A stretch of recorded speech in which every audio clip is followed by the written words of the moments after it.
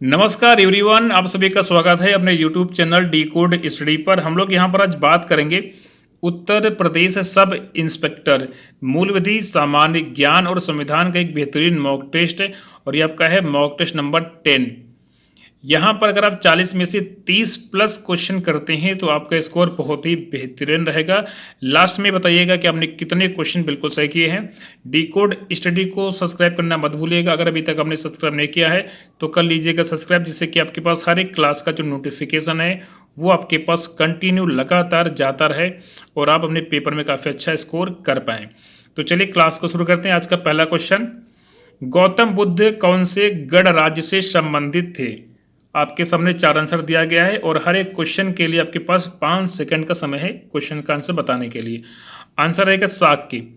तो गौतम बुद्ध साक्य गणराज्य के निवासी थे और साक्य गणराज्य बौद्ध काल में उत्तर प्रदेश की पूर्वोत्तर भाग और नेपाल के तराई वाले भाग में स्थित था और इसकी राजधानी क्या थी? कपिलवस्तु यहाँ पर इसकी राजधानी थी। गौतम बुद्ध जी के पिता का नाम था शुद्धोधन, जो कि साक्य गणराज्य के मुखिया थे। ठीक है, आगे बात करेंगे अकबर का मकबरा किस स्थान पर स्थित है? आंसर रहेगा ऑप्शन नंबर ए यानी कि सिकंदरा, जो कि आगरा में है। भारतीय पुनर्जागरण काल का जनक किसे कहा जाता है? तो भारतीय पुनर्जागरण काल का जो जनक है वो किसे कहते हैं? आंसर आपका रहेगा सी यानी कि राजा राम मोहन राय। तो भारतीय पुनर्जागरण का जनक राजा राम मोहन राय को कहा जाता है और ये क्वेश्चन आपके पेपर में बहुत बार आया है। आगे बात करेंगे गांधी इरविन समझौता कौन से वर्ष होता है? कब होता है गांधी इरविन समझौता? ये होता है 1931 को। तो 5 मार्च 1931 को गांधी जी और लॉर्ड इरविन के मध्य एक समझौता होता है जो गांधी इरविन समझौते के नाम से हम लोग उसको जानते हैं। आगे यहाँ पर हम बात करेंगे कौन से संविधान से राजनीति विषयक निर्देशक तत्व अपनाए गए हैं? 4 आंसर आपके सामने दिया गया, यानी कि आयरिश संविधान यानी कि आयरलैंड। आर्टिकल नंबर 36 से लेकर 51 तक इसी के बारे में उल्लेख किया गया है, राजनीति के निर्देशक तत्वों के बारे में। आगे यहाँ पर हम बात करेंगे डॉट डॉट मौलिक अधिकार भारतीय संविधान में उल्लिखित हैं। तो 6 प्रकार के आपके मौलिक अधिकार हैं जो कि भारतीय संविधान में जिनका उल्लेख किया गया है। भाग नंबर कौन सा है? भाग नंबर यहाँ पर आपका रहेगा 3। आर्टिकल नंबर आपका 12 से 35 तक इसके बारे में उल्लेख किया गया है मौलिक अधिकार के बारे में। और इसको कहाँ से लिया गया है? इसको लिया गया है संयुक्त राज्य अमेरिका से, इसको लिया गया है। 6 प्रकार के आपके यहाँ पर मौलिक अधिकार हैं। कौन कौन सा है? समता का अधिकार, फ्रीडम का अधिकार, शोषण के विरुद्ध अधिकार, धार्मिक फ्रीडम का अधिकार, संस्कृति और शिक्षा संबंधी अधिकार और संवैधानिक उपचारों का अधिकार। आगे बात करेंगे भारत के राष्ट्रपति हैं। तो भारत के राष्ट्रपति यहाँ पर कौन है आपको ये बताना है, यानी कि देश के प्रमुख होते हैं। ठीक है, राष्ट्रपति क्या होते हैं? देश के प्रमुख होते हैं। तो राष्ट्रपति देश का संवैधानिक प्रमुख होता है और वह भारत का प्रथम नागरिक है। राष्ट्र की एकता, अखंडता एवं सुदृढ़ता का प्रतीक है। इस बात को यहाँ पर आपको ध्यान में रखना है। भारत सरकार के सारे कार्य, शासन संबंधी कार्य उसके नाम से ही किए जाते हैं और राष्ट्रपति तीनों सेनाओं का कमांडर होता है। आगे बात करेंगे लोकसभा भारत की सदन का कौन सा गृह है? निचला है, ऊपरी है, बायां या दाहिना? ये आपका ये निचला सदन है। एक होता है उच्च सदन, उसे बोलते हैं राज्यसभा को बोलते हैं, और जो लोकसभा होता है वो आपको होता है निम्न सदन होता है। ठीक है, आगे बात करेंगे सूर्य का प्रकाश पृथ्वी तक आने में कितना समय लेता है? तो ये जो है लगभग यहाँ पर 8 मिनट, कहीं कहीं पर आपका 18 सेकंड है, कहीं कहीं पर आपका 20 सेकंड लिखा होता है। ठीक है, तो यहाँ पर ऑप्शन के अनुसार आप ऑप्शन बी टिक कर दोगे 8.3। ठीक है, आगे हम लोग बात करेंगे क्वेश्चन नंबर आपका 50 है। वायुमंडल की सबसे निचली परत को क्या बोलते हैं? उसे बोलते हैं क्षोभ मंडल, यानी कि ट्रोपोस्फियर बोलेंगे। ऑप्शन नंबर आपका हो जाएगा बी, क्षोभ मंडल। आगे यहाँ पर हम बात करेंगे सबसे बड़े वाणिज्यिक बैंकों का जो राष्ट्रीयकरण है वो कब हुआ है? 47 या जो है 56 या 69 या 1980? तो राष्ट्रीयकरण की हम लोग बात करेंगे तो आपको होता है 1969 में होता है। इस बात को यहाँ पर आपको ध्यान में रखना है। ये 2 उसमें होता है, चरण में होता है। तो पहला चरण होता है 17 जुलाई 1969 वाला, जिसमें कि 14 बड़े बैंकों का राष्ट्रीयकरण होता है। फिर आपका ये होता है 15 अप्रैल 1980 को 6 अन्य बैंकों का यहाँ पर राष्ट्रीयकरण होता है। तो 2 चरण में यहाँ पर राष्ट्रीयकरण यहाँ पर किया जाता है। एटीएम का पूरा नाम क्या है? एटीएम का पूरा नाम यानी कि बहुत सिंपल सा question, automated teller machine. Option आपके यहाँ पर ऑप्शन इसका सी हो जाएगा। आगे बात करेंगे बॉक्साइट डॉट डॉट का एक अयस्क खनिज है बॉक्साइट। अब बॉक्साइट की बात करेंगे यानी कि एल्यूमिनियम, ऑप्शन नंबर इसका ए हो जाएगा। तो बॉक्साइट एल्यूमिनियम का एक अयस्क है और यह विश्व में एल्यूमिनियम का मुख्य स्रोत है। आगे बात करेंगे यूरिया का रासायनिक सूत्र क्या है। यूरिया का रासायनिक सूत्र क्या है, ऑप्शन के आधार पर आंसर इसका ऑप्शन नंबर डी रहेगा। आगे बात करेंगे निम्नलिखित में से कौन सी सबसे बड़ी ज्ञात कोशिका है। सबसे बड़ी ज्ञात कोशिका, तो शुतुरमुर्ग का अंडा। तो शुतुरमुर्ग का जो अंडा है वो सबसे बड़ा यहाँ पर है, ठीक है। तो सर्वाधिक बड़े कोशिका का जो प्रतिनिधित्व है वो कौन करता है, वो करता है शुतुरमुर्ग का अंडा करता है। इस बात को आपको यहाँ पर ध्यान में रखना है। आगे बात करेंगे निम्नलिखित में से कौन सा उत्सर्जन अंग नहीं है इन सभी ऑप्शन के आधार पर, तो आप करेगा प्लीहा, ऑप्शन नंबर डी रहेगा, ठीक है। तो प्लीहा यहाँ पर आपका उत्सर्जन अंग यहाँ पर बिल्कुल भी नहीं रहेगा। आगे बात करेंगे एड्स का विषाणु किसकी वृद्धि को प्रभावित करता है। आंसर रहेगा रक्त में टी कोशिका को ये प्रभावित करता है और इस रोग से ग्रस्त व्यक्ति की जो प्रतिरोधक क्षमता होती है वो खत्म हो जाती है, समाप्त। आगे यहाँ पर हम बात करेंगे अल्फाल्फा एक प्रकार की डॉट डॉट है। तो अल्फाल्फा क्या है, ये आपका एक घास है। आगे बात करेंगे एक जीबी के बराबर कितने केबी होता है। तो एक एमबी बराबर 1024 केबी होता है, 1024 एमबी बराबर एक जीबी होता है और एक जीबी बराबर 1024 इंटू 1024 केबी। आंसर आपका सी हो जाएगा। आगे बात करेंगे सिमलीपाल टाइगर रिजर्व किस राज्य में, कौन से राज्य में आपको ये बताना है। तो ये आपको पड़ता है उड़ीसा में पड़ेगा।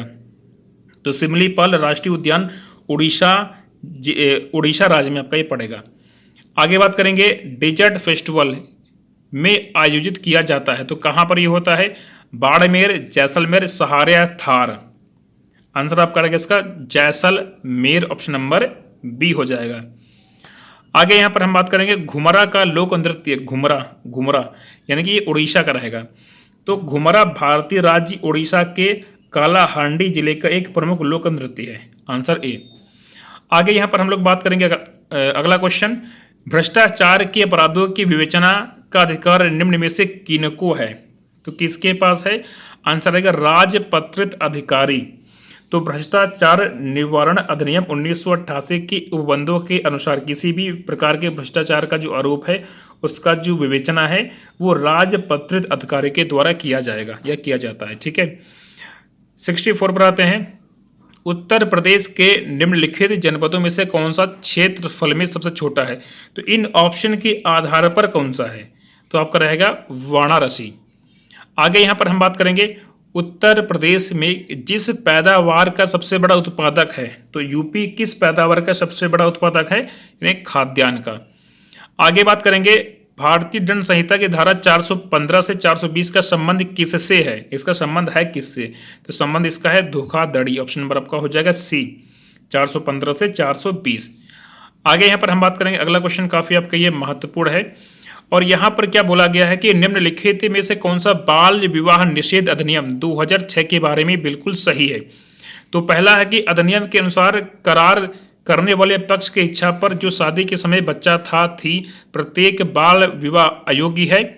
जिला अदालत में यानी कि जब वो बालिग होता है तो प्राप्त करने के 3 वर्षों के भीतर शादी को रद्द करने के लिए याचिका दाखिल करके ऐसे व्यक्ति द्वारा अमान्यता की एक आज्ञप्ति प्राप्त की जा सकती है। और दूसरा यहाँ पर ऑप्शन आपका है, एक आज्ञप्ति देने के समय जिला अदालत दोनों पक्षों और उसके माता पिता या अभिभावक को अन्य पार्टी धन, सोना, गहने, उपहार और अन्य मूल्यवान वस्तुओं को लौटाने का आदेश देगा। तो अगर हम इस क्वेश्चन की बात करेंगे ऑप्शन के अनुसार इसका ऑप्शन नंबर डी रहेगा, ठीक है, ऑप्शन डी आपका हो जाएगा। यानी कि बाल विवाह निषेध अधिनियम 2006 के अनुसार करार करने वाले पक्ष की इच्छा पर जो शादी के समय बच्चा था या थी प्रत्येक बाल विवाह अयोग्य है। और जिला अदालत में यानी कि जब वो बालिग हो जाएगा प्राप्त करने के 3 वर्षों के भीतर शादी को रद्द करने के लिए याचिका दाखिल करके एक व्यक्ति अमान्यता की एक आज्ञप्ति प्राप्त की जा सकती है। और जिस जिला अदालत धन, सोना, गहने, उपहार और अन्य मूल्यवान वस्तुओं को लौटाने का आदेश नहीं देता है। तो आपका आंसर नंबर यहाँ पर पी होगा, यानी कि डी। आगे बात करें यातायात का, ये आपका चिन्ह है, इस तरीके से बना हुआ है। तो इसका यहाँ पर मतलब क्या है आपको ये बताना है, ठीक है। यानी कि ये दिखाता है कि आगे जो रास्ता है वो आपको ऊबड़ खाबड़ है। आगे हम लोग बात करेंगे 1980 के दशक की शुरुआत में बिहार में जंगल बचाओ आंदोलन शुरू हुआ। बाद में झारखंड और उड़ीसा जैसे राज्यों में फैल गया। जब बिहार सरकार ने प्राकृतिक साल वन के स्थान पर डॉट डॉट उपजाने का फैसला किया, तब सिंह भूमि जिले के आदिवासियों ने सरकार के इस फैसले का विरोध करते हुए आंदोलन शुरू किया था। तो आंसर आपका रहेगा यानी कि सागवान बागान। इसका आंसर यहाँ पर ऑप्शन नंबर डी हो जाएगा। इस बात को आपको यहाँ पर ध्यान में रखना है। आगे बढ़ते हैं, अगला देखते हैं। सूचना अधिनियम के तहत एक प्राधिकृत निकाय के रूप में डॉट डॉट की स्थापना की गई और जिसका काम उन लोगों की शिकायतों के आधार पर कार्रवाई करना जो किसी लोक सूचना अधिकारी के पास अपनी सूचना प्रार्थना जमा नहीं कर पाए हैं। तो आंसर आपका रहेगा यानी कि केंद्रीय सूचना आयोग, ऑप्शन नंबर डी। आगे यहाँ पर हम बात करेंगे निम्नलिखित में से कौन सा जनहित याचिका के बारे में सही नहीं है। इनके बारे में मतलब कौन सा आपका गलत है, आपको ये बताना है। तो पहला आपका है कि हुसैन आरा खातून बना बिहार राज्य एक जनहित याचिका मामला था जिसने जिलों की अमानवीय कंडीशन पर ध्यान केंद्रित किया और इस मामले के परिणाम स्वरूप सुनवाई के तहत 40,000 से अधिक कैदियों को रिहा किया गया। दूसरा यहाँ पर आपका है कि नागरिक बनाम असम राज्य। तीसरा यहाँ पर आपका कि परमानंद कटारा बनाम भारत सरकार एक जनहित याचिका मामला था जिसने यह घोषित किया करने की मांग की कि चिकित्सा पेशे के हर सदस्य को यह सर्वोपरि दायित्व है कि हर घायल नागरिक को किसी भी प्रक्रियागत यानी कि जो औपचारिक चीज़ें होती है उनके इंतजार की बिना सहायता करे और उसका इलाज करे। फिर है कि MC मेहता बना भारत सरकार एक जनहित याचिका मामला था जिसमें गंगा जल प्रदूषण के मुद्दे का समाधान करने की मांग यहाँ पर किया गया। तो इस तरीके से यहाँ पर ये सभी चीज़ें इसमें दी गई हैं। अब यहाँ पर कौन सा आपसे पूछा गया है कि कौन सा यहाँ पर जो है आपका बिल्कुल जो है सही। यहाँ पर आपका आंसर इसका रहेगा ऑप्शन नंबर बी, नागरिक बनाम असम राज्य। नागरिक बनाम असम राज्य उच्चतम न्यायालय ने अभी निर्धारित किया कि कैदी को हथकड़ी लगाना आर्टिकल 14, 19, 21 का उल्लंघन है और इसका उल्लंघन कर हथकड़ी लगाना एक अपराध माना जाएगा। यह केवल एक रिट याचिका है, इसलिए यहाँ पर आपका ये ऑप्शन यहाँ पर बी इसका हो जाएगा। ठीक है, आगे यहाँ पर हम बात करेंगे। अगला क्वेश्चन आपका दिया गया है, अपकृति कानून में एक महत्वपूर्ण मामला था और पूर्ण देयता नियम के सिद्धांत को प्रस्तुत करना एक कारण था। 72 की हम लोग बात करेंगे, आंसर आपका रहेगा यानी कि MC मेहता बनाम भारत संघ। इसका आंसर आपका ऑप्शन नंबर ए हो जाएगा। आगे हम लोग बात करेंगे 73 पर आएंगे। इनमें से कौन सी वह श्रेणी नहीं है जिसके तहत राज्य नीति के निर्देशक सिद्धांतों को वर्गीकृत किया जाता है, यानी कि अन्य देशों के साथ संबंध। आंसर आपका यहाँ इसका सी हो जाएगा। तो राज्य नीति के निर्देशक सिद्धांतों का उल्लेख संविधान के आर्टिकल नंबर भाग 4 में आर्टिकल 36 से 51 तक है और इसको लिया गया है किसे, आयरलैंड से इसको लिया गया है। तो इस बात को यहाँ पर आपको ध्यान में रखना है। तो यहाँ पर क्वेश्चन क्या है, इनमें से कौन सी वह श्रेणी नहीं है जिसके तहत राजनीतिक के निर्देशक सिद्धांतों को वर्गीकृत किया जाता है, यानी कि अन्य देशों के साथ संबंध। आंसर नंबर आपका सी हो जाएगा। आगे बात करेंगे, अगला क्वेश्चन आपका है कि निम्नलिखित में से कौन सा विषय राज्य सूची का एक हिस्सा है। आंसर सी यानी कृषि आय पर कर, यह राज्य सूची का हिस्सा है। आगे बात करेंगे, भारत सरकार के वित्तीय खातों से जुड़े भारत के नियंत्रक और महालेखा परीक्षक का प्रतिवेदन किसे प्रस्तुत किया जाता है। तो ये होता है राष्ट्रपति को। आंसर आपका रहेगा डी। आगे बात करेंगे, हाल ही में मिस्टर साउथ एशिया का खिताब किस भारतीय बॉडी बिल्डर को यहाँ पर दिया गया है। तो ये किसको दिया गया था, ये दिया गया है रविंदर मलिक को दिया गया। आंसर आपका यहाँ पर ऑप्शन नंबर सी हो जाएगा। ये भी काफ़ी आपके पेपर के लिए इंपॉर्टेंट बनेगा। आगे यहाँ जुलाई 2019 को सोसाइटी पत्रिका के द्वारा लंदन में आयोजित एक कार्यक्रम में किस भारतीय को the society global Indian icon award 19 से किया गया सम्मानित। ये सम्मान किसको मिला था, यानी कि ये दिनेश तिवारी को ये सम्मान यहाँ पर दिया गया था। आगे बात करेंगे, वर्ष 2020 और 24 के ओलंपिक के तैयारियों के समन्वय और रणनीति बनाने के लिए 10 सदस्यीय उच्च स्तरीय समिति के अध्यक्ष यहाँ पर हैं। तो अध्यक्ष कौन यहाँ पर हैं, यानी कि किरण रिजिजू। इसका आंसर आपका ऑप्शन नंबर यहाँ पर डी रहेगा। अब यहाँ पर ये देखो आपका चेंज होता रहता है। अगर अभी हम केंद्रीय खेल मंत्री की बात करेंगे तो खेल मंत्री बन गए हैं अभी अनुराग ठाकुर बन चुके हैं खेल मंत्री, ठीक है। आगे यहाँ पर हम बात करेंगे 18 जुलाई 2019 को IUCN द्वारा स्कैली फुट स्नेल नामक दुर्लभ घोंघा प्रजाति को लुप्तप्राय किया गया है। यह प्रजाति पाई जाती है, तो ये प्रजाति कहाँ पर पाई जाती है, यानी कि मेडागास्कर के पूर्व हिंद महासागर में ये पाई जाती है।